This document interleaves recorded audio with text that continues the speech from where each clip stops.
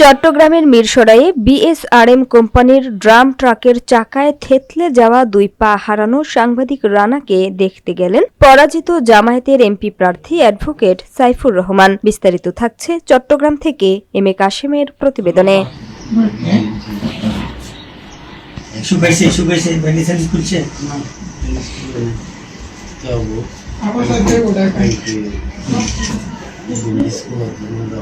আপনাদের নিজ বাড়ি?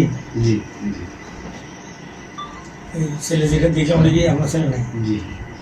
চিনো না? ছেলেটা কি আর মেয়ে? আচ্ছা বাবা, আসা বসা দিদি। কি নাম?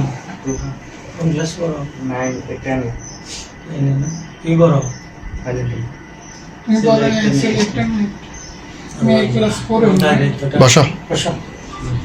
দায়িত্বটা বেড়ে গেল। আমরা খুব চিন্তা করি, দেখেন না, এখান থেকে গিয়ে আমি আমার ছোট বেবিটাকে নিয়ে স্কুলে নিতে হইল। তারপরে কালকে রাত্রে এদিকে নিয়ে আপনার ভাবি গেল এসিটিভিতে ওদের প্রোগ্রাম। আসার পরে বলতেছে খুব খিদা লাগছে, ওখানে আস্তে আস্তে ইফতারি ভালোভাবে হয় না। আমি বুঝতে পারছি প্রথম দিন একসাথে ইফতারি করি। পরে আমাকে আমি কত হালিম বাড়ি নিয়ে গেছি, দেখিল ওটাই তারা রাত্রে খাইল। দ্যাট মিনস আমি যদি না করি তাহলে আমার ফ্যামিলি কিভাবে? এরা তো এখনো যে জায়গা আছে আমার ছেলেদের পাশে, এখনো এদেরকে নাস্তা আনি আমাদেরকে খাওয়াইছে।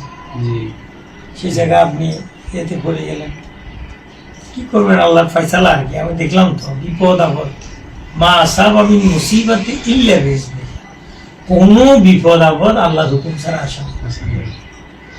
এখন তো আপনি চাইলে এটা অ্যাভয়েড করতে পারতেন না, হয়তো আমরা বলি আর কি এমনি করে এমনি করে, আছে না? আল্লাহ যার জন্য যেটা নির্ধারিত করে রাখছে সেটাতে হবে, আর ধৈর্য ধরতে হবে, ছাড়া আর উপায় নেই। ধৈর্য এবং সাহসিকতার সাথে পরিস্থিতি ফেস করতে হবে।